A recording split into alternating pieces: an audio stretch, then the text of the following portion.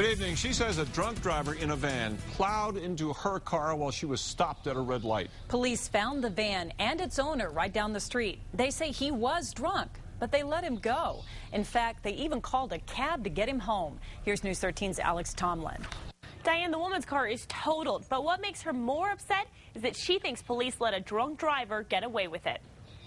He was not charged with anything, and I'm so furious. Vicky Kowal says she never saw it coming. Suddenly, out of nowhere, I was hit from behind. It happened really fast. Kowal was stopped at a red light on Coors near Alameda last Friday when a van slammed into her car, pushing it into another woman's car. The impact was so great in the crash that it broke the seat of the driver's seat of my car. If someone was in the back seat, they would have been dead, in my opinion. The van then pulled up next to her. And the person was looking at me and then just kept going. The van then drove into the Albertsons parking lot half a block away. Kowal and the other woman pointed it out to the police, who then caught up with the owner of the van, Richard Castro Jr., who was outside the vehicle.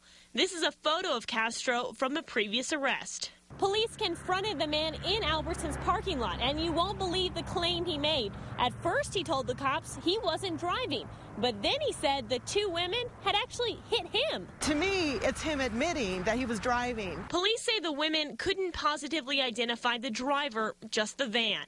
Castro didn't say who he claimed was driving, and he was alone, but police didn't cite him for anything. Kowal says the cops told her Castro was blitzed. We were told at the accident that the driver was drunk, he was belligerent, he had open containers in the car. In the police report, it says the officer had the van towed and called a cab to take Castro home. It really is rewarding people to, drive drunk and leave the scene of the accident. I went to Castro's house to ask him about the crash, but no one was there. Kowal says she's going to take Castro to court. I feel that there should be justice, and I'm about justice, and this is not acceptable. The other woman involved in the crash called me late this evening and said she's also furious.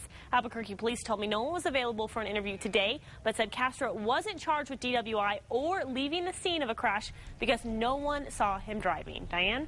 All right, Alex. Mothers Against Drunk Driving said it will take its concerns about this crash to the city. We ran Castro's record. Online court records show that he had no DWIs, but he does have a couple of domestic violence arrests.